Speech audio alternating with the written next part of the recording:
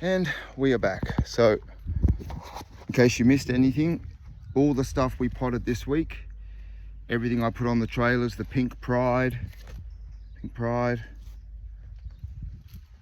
and the Australis Passion, these were the ones the person commented on this morning, thought they were Banksias, but these are, we're doing all Proteas.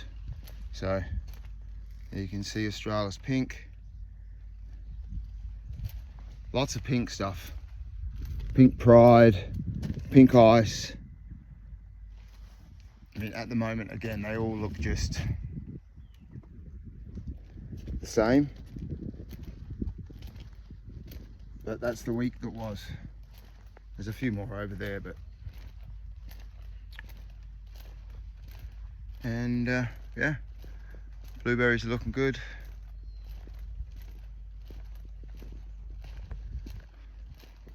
That's the rest. This is the rest we did the week as well. That was this week.